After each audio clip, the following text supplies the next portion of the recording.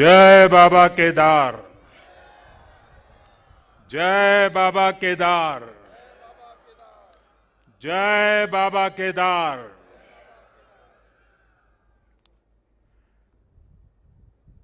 दैवीय आभा से सुसज्जित इस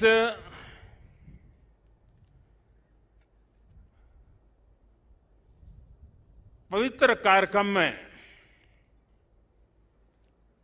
हमारे साथ मंच पर उपस्थित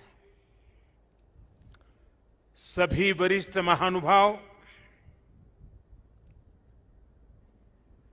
इस पावन पवित्र भूमि पर पहुंचे हुए सभी श्रद्धालुगण, आप सबको आदरपूर्वक मेरा नमस्कार।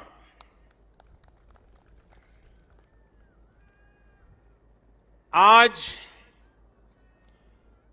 सभी मठों, सभी 12 ज्योतिर्लिंगों, अनेक शिवालय, अनेक शक्तिधाम, अनेक तीर्थ क्षेत्रों पर देश के गणमान्य महापुरुष, पूज्य संतगण, पूज्य शंकराचार्य परंपरा से जुड़े हुए सभी वरिष्ठ ऋषि मनीषी और अनेक श्रद्धालु भी देश के हर कोने में आज केदारनाथ की इस पवित्र भूमि के साथ, इस पवित्र माहौल के साथ सशरीर नहीं लेकिन आत्मिक रूप से वर्चुअल माध्यम से, टेक्नोलॉजी की मदद से वो वहां से हमें आशीर्वाद दे रहे हैं। आप सभी आदि शंकराचार्य जी की समाधि की पुनः स्थापना के साक्षी बन रहे हैं। ये भारत की आध्यात्मिक समृद्धि और व्यापकता का बहुत अलौकिक दृश्य है। हमारा देश तो इतना विशाल है, इतनी महान ऋषि परंपरा है, एक से बढ़कर एक तपस्वी आज भी भारत के हर कोने में आध्यात्मिक चेतना को जगाते रहते हैं। ऐसे अनेक संतगण आज देश के हर कोने में और यहां भी हमारे साथ जुड़े हुए हैं। लेकिन संबोधन में अगर मैं सिर्फ उनका नामोल्लेख करना चाहूं तो भी शायद एक सप्ताह कम पड़ जाएगा, और अगर एकाध नाम छूट गया तो शायद मैं जीवन भर किसी पाप के बोझ में दब जाऊंगा। मेरी इच्छा होते हुए भी मैं इस समय सभी का नामोल्लेख नहीं कर पा रहा हूं, लेकिन मैं उन सबको आदरपूर्वक प्रणाम करता हूं।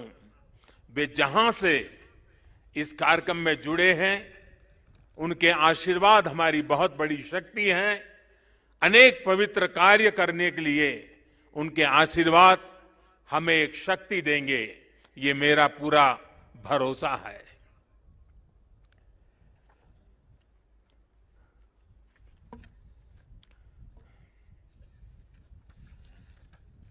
हमारे यहां कहा जाता है, आवाहनम न जानामि, न जानामि विसर्जनम, पूजनम चैवना जानामि क्षमस्व परमेश्वरम। इसलिए मैं हृदय से ऐसे सभी व्यक्तियों से माफी मांगते हुए इस पुण्य अवसर पर देश के कोने कोने से जुड़े शंकराचार्य, ऋषिगण, महान संत परंपरा के सभी अनुयायी, आप सबको यहीं से प्रणाम करके मैं आपका आशीर्वाद मांगता हूं।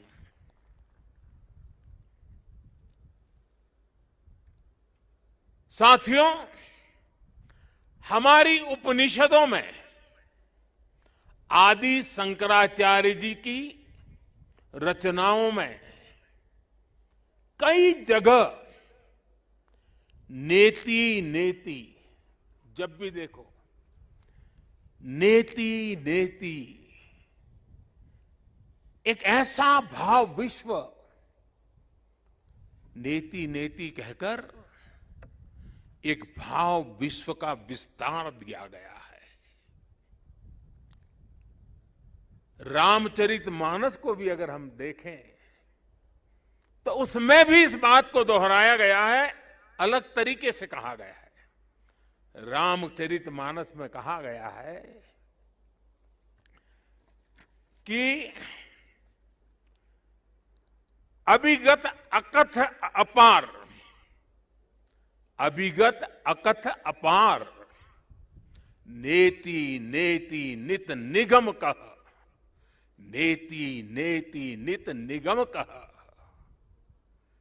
अर्थात कुछ अनुभव इतने अलौकिक, इतने अनंत होते हैं कि उन्हें शब्दों से व्यक्त नहीं किया जा सकता।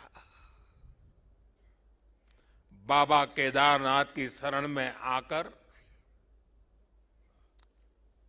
जब भी आता हूं, यहां के कण कण से जुड़ जाता हूं।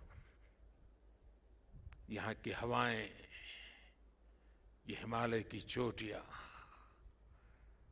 ये बाबा केदार का सानिध्य न जाने कैसी अनुभूति की तरफ खींच के ले चला जाता है, जिसके लिए मेरे पास शब्द है ही नहीं।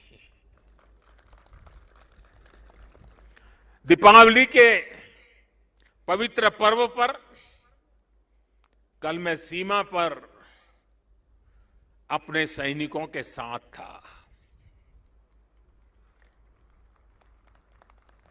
और आज तो ये सैनिकों की भूमि पर हूं। मैंने त्योहारों की खुशियां मेरे देश के जवान वीर सैनिकों के साथ बांटी। देशवासियों का प्रेम का संदेश, देशवासियों की उनके प्रति श्रद्धा, देशवासियों के उनके आशीर्वाद, 130 करोड़ आशीर्वाद लेकर के मैं कल सेना के जवानों के बीच गया था। और आज मुझे गोवर्धन पूजा के दिन, और गुजरात के लोगों के लिए तो आज नया वर्ष है,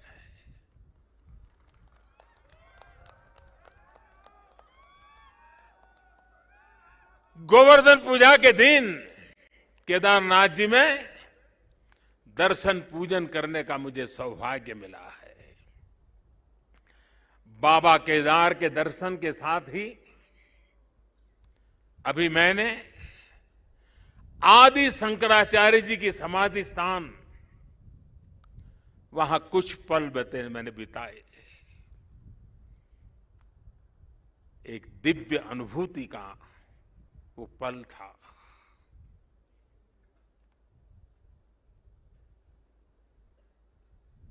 सामने बैठते ही लग रहा था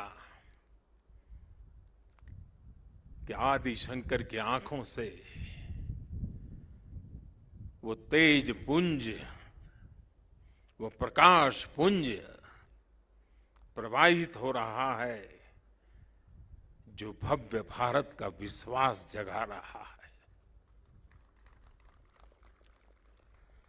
शंकराचार्य जी की समाधि एक बार फिर और अधिक दिव्य स्वरूप के साथ हम सबके बीच है।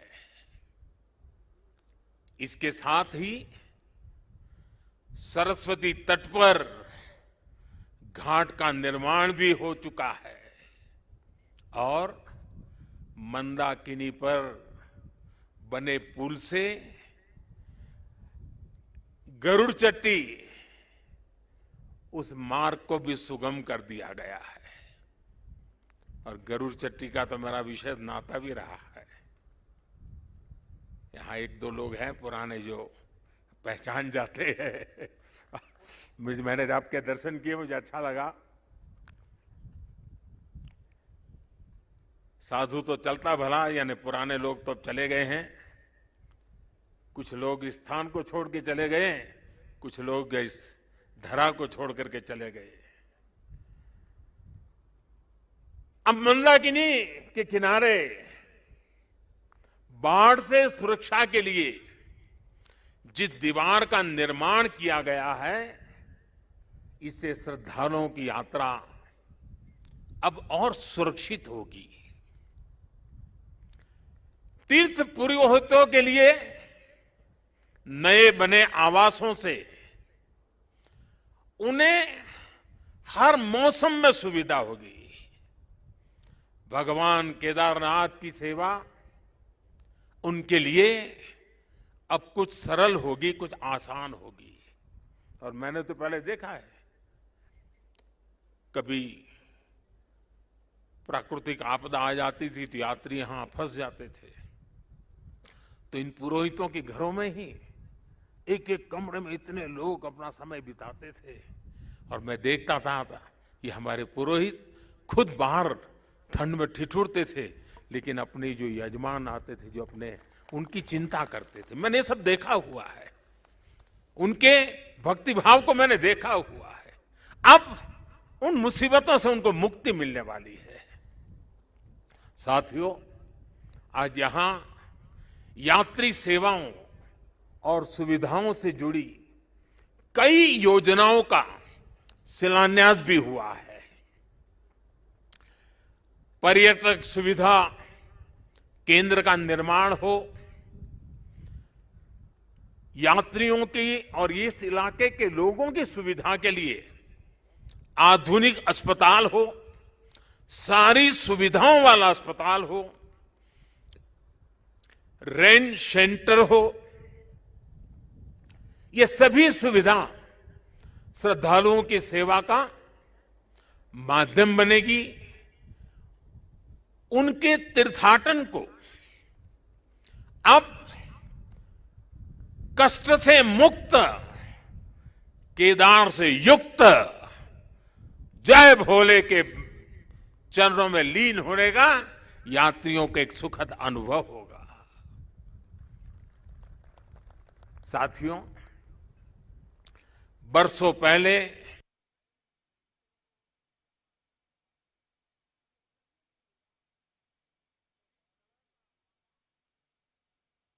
नुकसान यहां हुआ था, वो अकल्पनीय था। मैं मुख्यमंत्री तो गुजरात का था,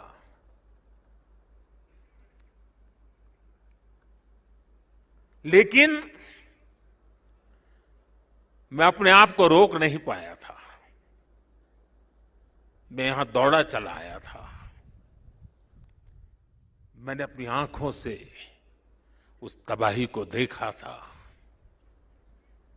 उस दर्द को देखा था। जो लोग यहां आते थे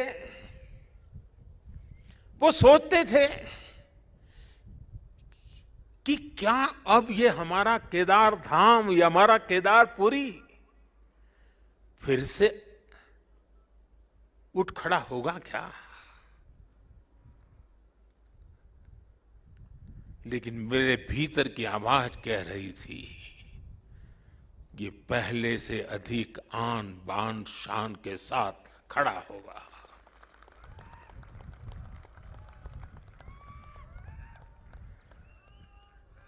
और ये मेरा विश्वास बाबा केदार के कारण था, आदि शंकर की साधना के कारण था, ऋषियों मुनियों की तपस्या के कारण था, लेकिन साथ साथ कच्छ के भूकंप के बाद कच्छ को खड़ा करने का मेरे पास अनुभव भी था। और इसलिए मेरा विश्वास था, और आज वो विश्वास अपनी आंखों से साकार हुआ देखना, इससे बड़ा जीवन का क्या संतोष हो सकता है।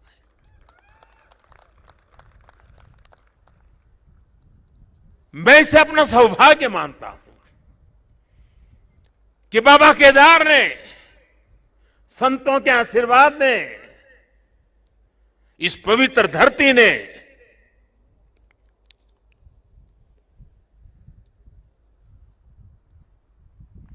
जिस मिट्टी ने, जिसकी हवाओं ने कभी मुझे पाला पोसा था, उसकी सेवा करने का सौभाग्य मिलना, इससे बड़ा जीवन का पुण्य क्या होता है।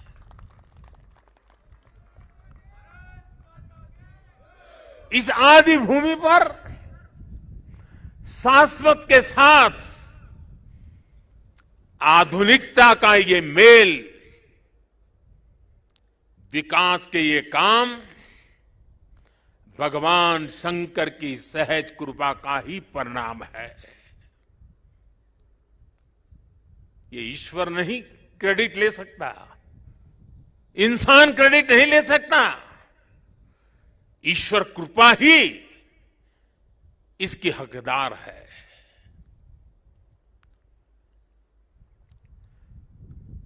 मैं इस पुनीत प्रयासों के लिए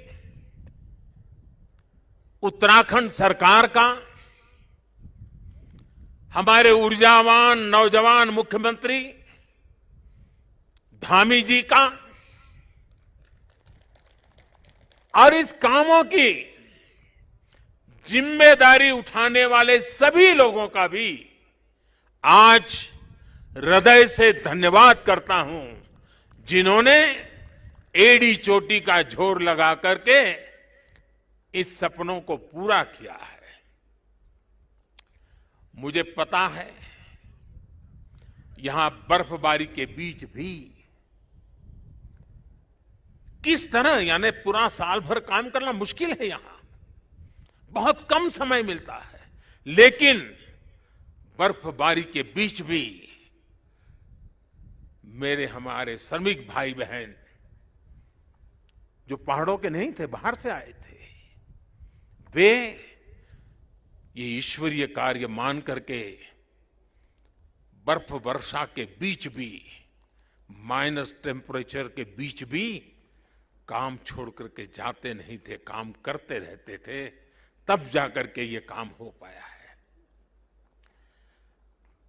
मेरा मन यहां लगा रहता था, तो मैं बीच बीच में ड्रोन की मदद से, टेक्नोलॉजी की मदद से, मेरे दफ्तर से यहां का पूरा मैं एक प्रकार से वर्चुअल यात्रा करता था। लगातार मैं उसकी बारीकियों को देखता था, काम कितना पहुंचा, महीने भर पहले कहां थे, इस महीने कहां पहुंचे, लगातार देखता था। मैं केदारनाथ मंदिर के सभी रावल और सभी पुजारियों का भी आज विशेष रूप से आभार प्रकट करना चाहता हूं, क्योंकि उनके सकारात्मक रवैये के कारण, उनके सकारात्मक प्रयासों के कारण, और उन्होंने परंपराओं का जो हमारा मार्गदर्शन करते रहे, उसके कारण हम इसको, इस पुरानी विरासत को भी बचा पाए और आधुनिकता भी ले पाए। और इसके लिए मैं इन पुजारियों का, रावल परिवारों का हृदय से आभार व्यक्त करता हूं। आदि शंकराचार्य जी के विषय में हमारे विद्वानों ने कहा है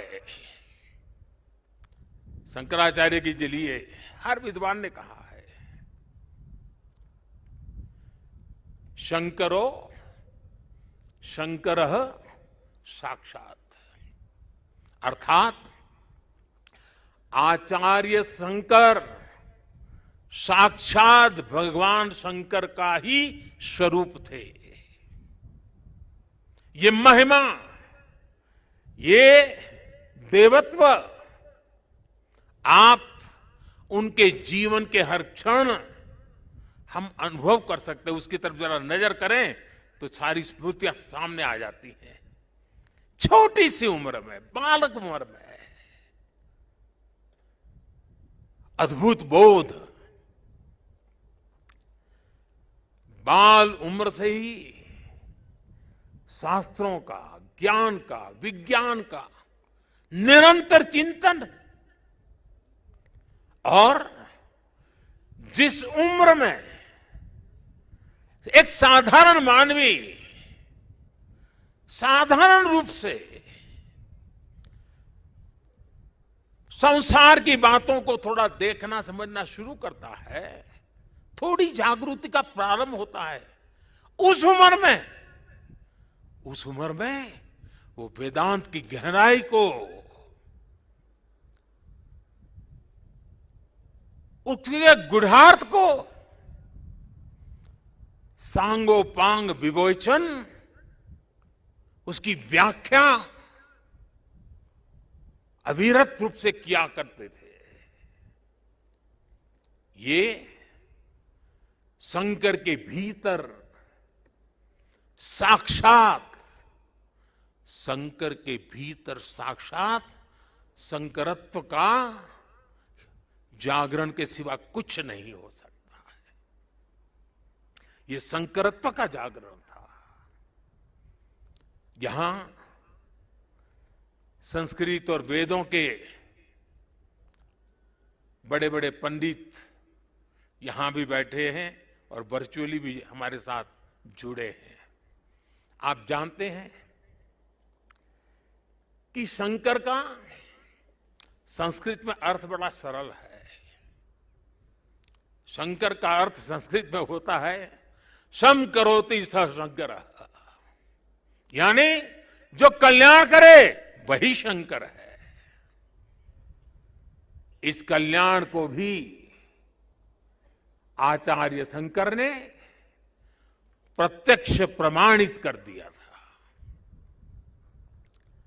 उनका पूरा जीवन जितना असाधारण था, उतना ही वो जनसाधारण के कल्याण के लिए समर्पित थे। भारत और विश्व के कल्याण के लिए अहरनिश अपनी चेतना को समर्पित करते रहते थे। जब भारत राग द्वेष के भंवर में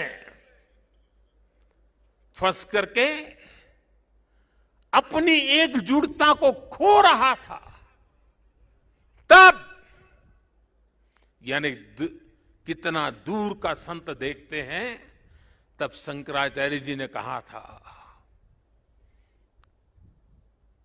न मे द्वेष रागो, न मे द्वेष रागो, न मे लोभ मोह, मदो नैव मैं नैव मात्सर्य भाव। अर्थात राग द्वेष, लोभ मोह, ईर्ष्या, अहम, ये सब हमारा स्वभाव नहीं है। जब भारत की जाति पंथ की सीमाओं से बाहर देने की शंकाओं आशंकाओं को ऊपर उठने की मानव जात को जरूरत थी, तब समाज में चेतना फूकी और आदि शंकर ने कहा न मे मृत्यु शंका, न मे जाति भेद। यानी नाश विनाश की शंकाएं, जात पात के भेद से हमारी परंपरा का कोई लेना देना नहीं है, हिस्सा नहीं है। हम क्या है, हमारा दर्शन और विचार क्या है, ये बताने के लिए आदि शंकर ने कहा चिदानंद रूप, चिदानंद रूप शिवोहम शिवोहम, चिदानंद रूप शिवोहम शिवोहम। अर्थात आनंद स्वरूप शिव हम ही है। जीवत्व से ही शिवत्व है। और अद्वैत का सिद्धांत, कभी कभी अद्वैत के सिद्धांत को समझाने के लिए बड़े बड़े ग्रंथों की जरूरत पड़ती है। मैं तो इतना विद्वान नहीं हूं। मैं तो सरल भाषा में अपनी बात समझता हूं और मैं इतना ही कहता हूं, जहां द्वैत नहीं है वही तो अद्वैत है। शंकराचार्य जी ने भारत की चेतना में फिर से प्राण फूके और हमें हमारी आर्थिक परमार्थिक उन्नति का मंत्र दिया। उन्होंने कहा ज्ञान विहीन, देखिए ज्ञान की उपासना की महिमा हमारा कितना महत्व रखता है। ज्ञान विहीन सर्वमतेन मुक्तिम न भजति जन्मशतेन, यानी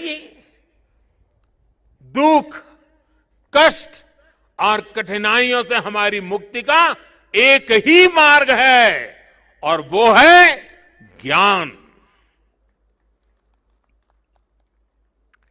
भारत की ज्ञान की, विज्ञान और दर्शन की जो कालातीत परंपरा है, उसे आदि शंकराचार्य जी ने फिर से पुनर्जीवित किया, चेतना भर दी। साथियों, एक समय था जब अध्यात्म को, धर्म को केवल रूढ़ियों से जोड़कर, कुछ ऐसी गलत मर्यादा और कल्पनाओं में जोड़कर देखा जाने लगा था। लेकिन भारतीय दर्शन तो मानव कल्याण की बात करता है, जीवन को पूर्णता के साथ, होलिस्टिक अप्रोच के साथ, होलिस्टिक वे में देखता है। आदि शंकराचार्य जी ने समाज को इस सत्य से परिचित कराने का काम किया।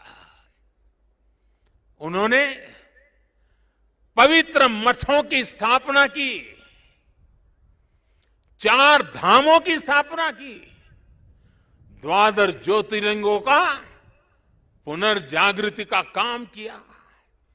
उन्होंने सब कुछ त्याग कर देश, समाज और मानवता के लिए जीने वालों की एक सशक्त परंपरा खड़ी की। आज उनके अधिष्ठान भारत और भारतीयता का एक प्रकार से संबल, पहचान बने हुए हैं। हमारे लिए धर्म क्या है, धर्म और ज्ञान का संबंध क्या है,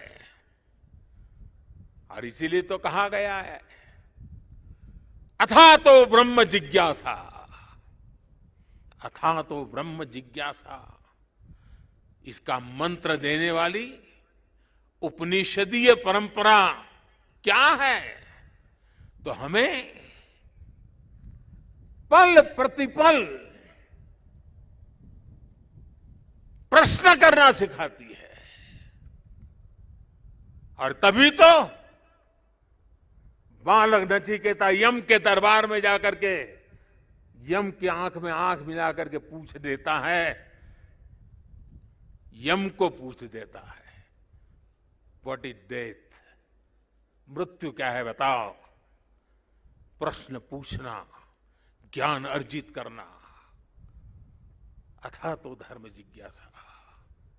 हमारी इस विरासत को हमारे मठ हजारों सालों से जीवित रखे हुए हैं, उसे समृद्ध कर रहे हैं। संस्कृत हो, संस्कृत भाषा में वैदिक गणित जैसे विज्ञान हो, इस मठों ने, हमारे शंकराचार्य की इस परंपरा ने इन सब का संरक्षण कर पीढ़ी दर पीढ़ी मार्ग दिखाने का काम किया है। मैं समझता हूं आज के इस दौर में आदि शंकराचार्य जी का सिद्धांत और ज्यादा प्रासंगिक हो गए हैं। साथियों, हमारे यहां सदियों से 4 धाम यात्रा का महत्व रहा है। 12 ज्योतिर्लिंग के दर्शन की, शक्तिपीठों के दर्शन की, अष्टविनायक जी के दर्शन की, ये सारी यात्रा की परंपरा, ये तीर्थाटन हमारे यहां जीवन काल का हिस्सा माना गया है। ये तीर्थाटन हमारे लिए सिर्फ सैर सपाटा पर्यटन भर नहीं है, ये भारत को जोड़ने वाली, भारत का साक्षात कराने वाली एक जीवंत परंपरा है। हमारे यहां हर किसी को, कोई भी व्यक्ति होगा, उसकी इच्छा होती है कि जीवन में कम से कम एक बार 4 धाम जरूर हो लें, 12 ज्योतिर्लिंग का दर्शन जरूर कर ले, मां गंगा में एक बार डुबकी जरूर लगा दे। पहले हम घर में बच्चों को शुरू से ही सिखाते थे, परंपरा थी।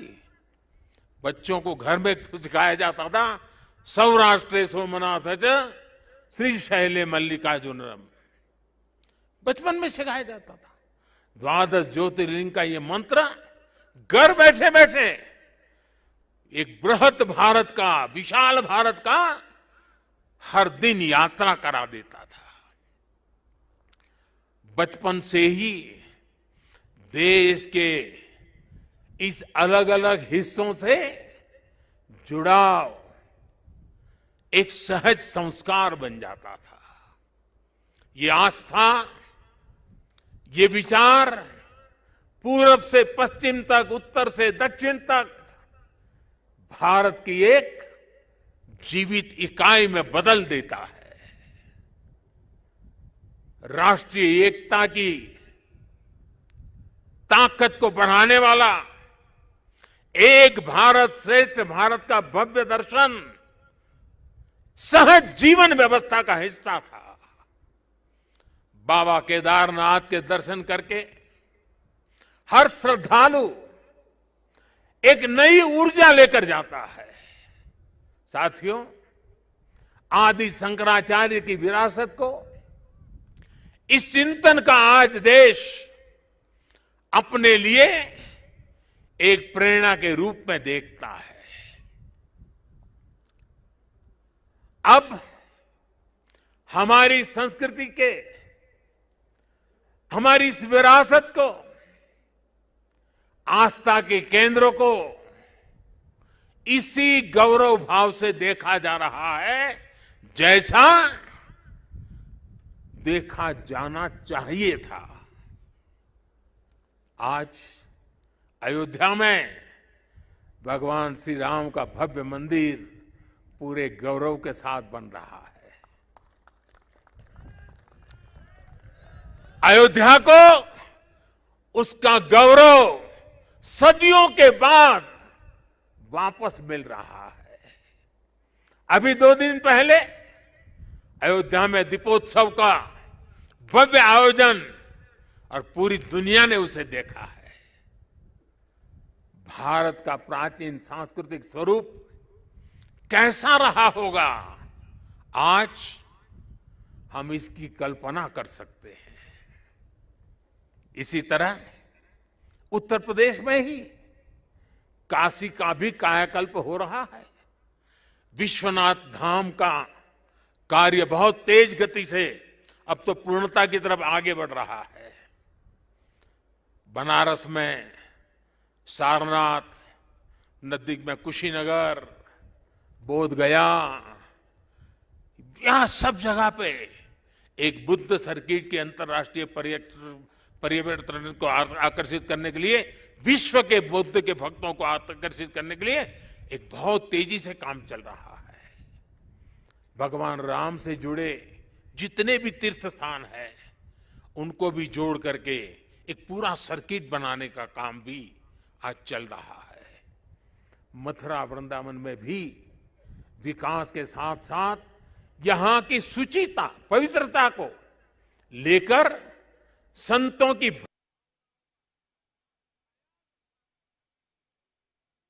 आधुनिकता की तरफ मोड़ दिया जा रहा है।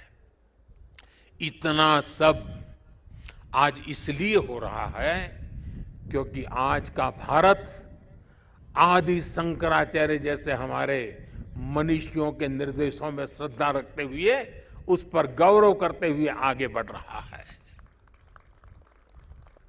साथियों, इस समय हमारा देश आजादी का अमृत महोत्सव भी मना रहा है। देश अपने भविष्य के लिए, अपने पुनर्निर्माण के लिए नए संकल्प ले रहा है।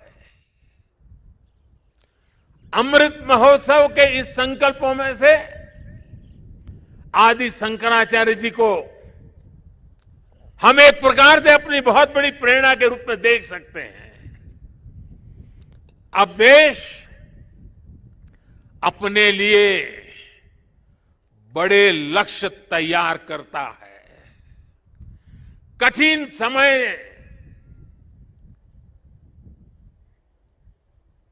और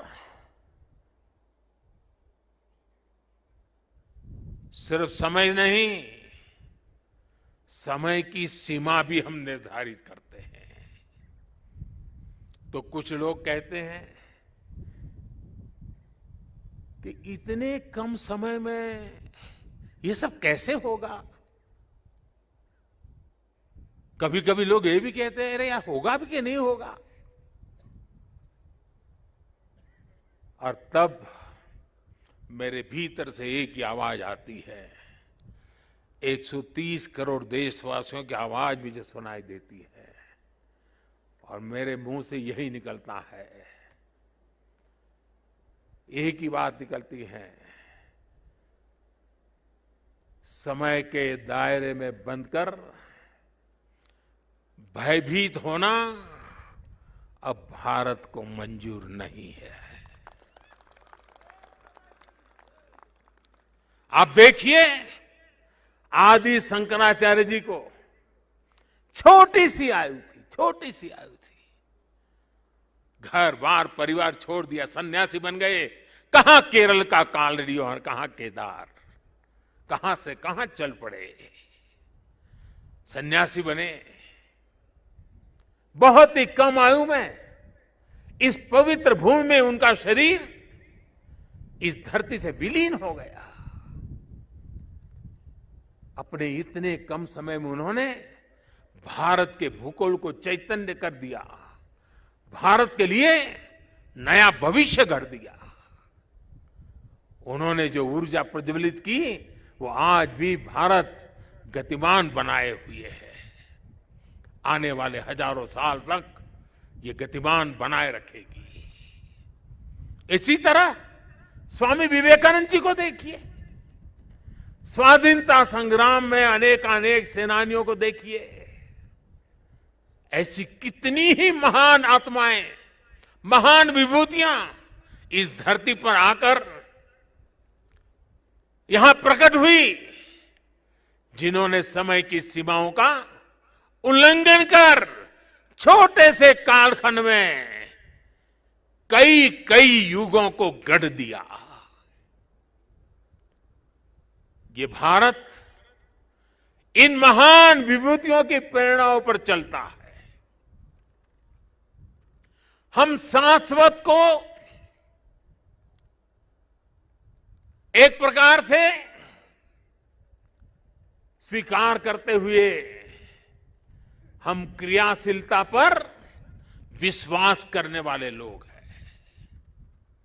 इसी आत्मविश्वास को लेकर देश आज इस अमृत काल में आगे बढ़ रहा है। और ऐसे समय में मैं देशवासियों से एक और आग्रह करना चाहता हूं। स्वाधीनता संग्राम से जुड़े ऐतिहासिक स्थानों को देखने के साथ साथ ऐसे पवित्र स्थानों को भी ज्यादा से ज्यादा जाएं, नई पीढ़ी को लेकर के जाएं, परिचित कराएं, मां भारती का साक्षात्कार करें, हजारों साल की महान परंपरा की चेतना को अनुभूति करें। आजादी के अमृत काल में स्वतंत्रता आजादी का यह भी एक महोत्सव हो सकता है। हर हिंदुस्तानी के दिल में, हिंदुस्तान के हर कोने कोने में, हर कंकर कंकर में शंकर का भाव जग सकता है। और इसलिए निकल पड़ने का ये समय है। जिन्होंने गुलामी के सैकड़ों वर्षों के कालखंड में हमारी आस्था को बांध करके रखा, हमारी आस्था को कभी खरोच तक नहीं आने दी। गुलामी के कालखंड में ये छोटी सेवा नहीं थी। क्या आजादी के कालखंड में उस महान सेवा को, उसको पूजना, उस पर तर्पण करना, वहां तप करना, साधना करना, क्या हिंदुस्तानी का नागरिक का कर्तव्य नहीं है? और इसलिए मैं कहता हूं, एक नागरिक के तौर पर हमें इन पवित्र स्थानों को भी दर्शन करने के लिए जाना चाहिए। उन स्थानों की महिमा को जानना चाहिए। साथियों, देवभूमि के प्रति असीम श्रद्धा रखते हुए, यहां की असीम संभावनाओं पर विश्वास करते हुए आज उत्तराखंड की सरकार यहां विकास के महायज्ञ से जुड़ी है, पूरी ताकत से जुड़ी है। 4 धाम सड़क परियोजना पर तेजी से काम हो रहा है। चारों धाम हाईवे से जुड़ रहे हैं। भविष्य में यहां केदारनाथ जी तक श्रद्धालु केवल कार के जरिए आ सके, इससे जुड़ी प्रक्रिया भी शुरू हो गई है। यहां पास में हो पवित्र हेमकुंड साहब जी हैं। हेमकुंड साहब जी के दर्शन आसान हो इसके लिए वहां भी रोपवे बनाने की दिशा में तैयारियां चल रही हैं। इसके अलावा ऋषिकेश और कर्णप्रयाग को रेल से भी जोड़ने का प्रयास हो रहा है। अभी मुख्यमंत्री जी कहते थे पहाड़ के लोगों को तो रेल देखना भी दुष्कर होता है। अब रेल पहुंच रही है। दिल्ली देहरादून हाईवे ये बनने के बाद देहरादून से दिल्ली आने वालों के लिए समय और कम हो जाने वाला है। इस सब कामों को उत्तराखंड के पर्यटन को बहुत बड़ा लाभ मिलने वाला है। और मेरे शब्द उत्तराखंड के लोग लिख करके रखे। जिस तेज गति से इंफ्रास्ट्रक्चर बन रहा है, पिछले 100 साल में जितने यात्री यहां आए हैं ना, आने वाले 10 साल में उससे भी ज्यादा आने वाले हैं। आप कल्पना कर सकते हैं यहां की अर्थव्यवस्था को कितनी बड़ी ताकत मिलने वाली है। 21वीं शताब्दी का ये तीसरा दशक, ये उत्तराखंड का दशक है। मेरे शब्द लिख के रखिए, मैं पवित्र धरती पर से बोल रहा हूं। हाल के दिनों में हमने सभी ने देखा है कि किस किस तरह 4 धाम यात्रा आने वाले श्रद्धालुओं की संख्या लगातार रिकॉर्ड तोड़ रही है। और ये कोविड न होता तो न जाने ये संख्या कहां से कहां पहुंच गई होती।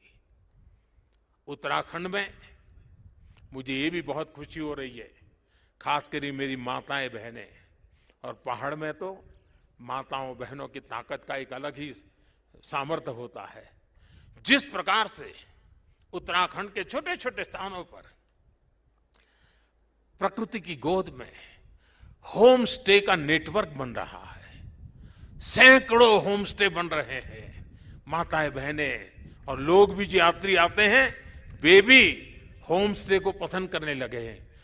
रोजगार भी मिलने वाला है, स्वाभिमान से जीने का अवसर भी मिलने वाला है।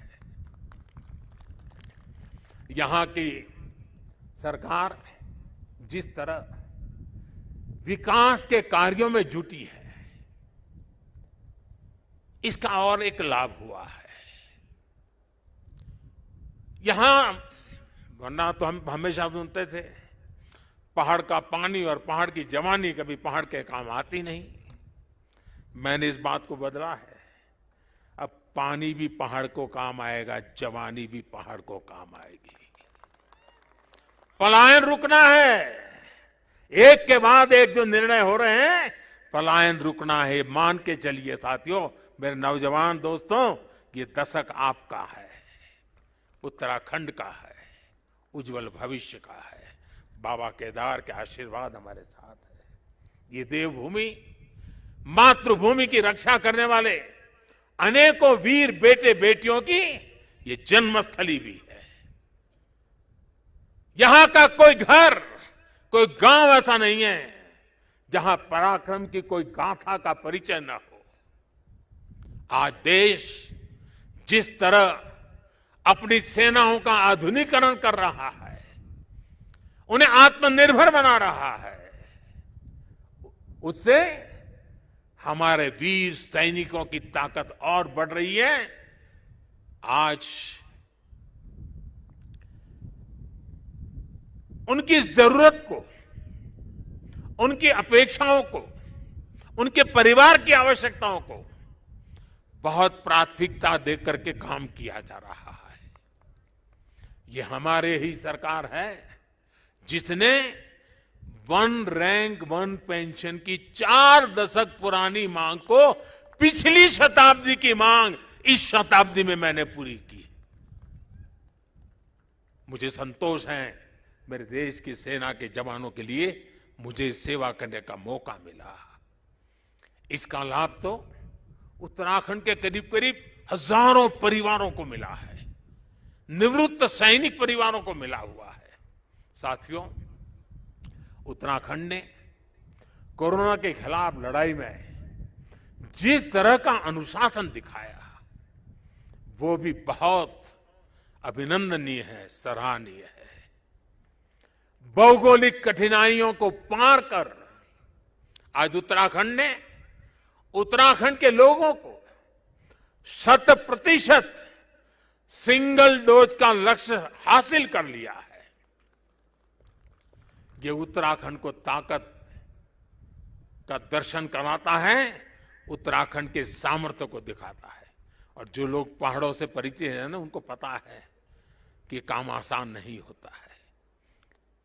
घंटों घंटों तक पहाड़ की चोटियों पर जाकर के 2 या 5 परिवार को वैक्सीनेशन दे करके रात रात चल करके घर पहुंचना होता है। कष्ट कितना होता है मैं अंदाज लगा सकता हूं। उसके बाद भी उत्तराखंड ने काम किया है। क्यों? उत्तराखंड के एक एक नागरिक की जिंदगी बचानी है। और इसके लिए मुख्यमंत्री जी आपको, आपकी टीम को मैं बधाई देता हूं। आज मुझे विश्वास है कि जितनी ऊंचाइयों पर उत्तराखंड बसा है, जितनी ऊंचाइयों पर उत्तराखंड बसा है, उससे भी ज्यादा ऊंचाइयों को मेरा उत्तराखंड हासिल करके रहेगा।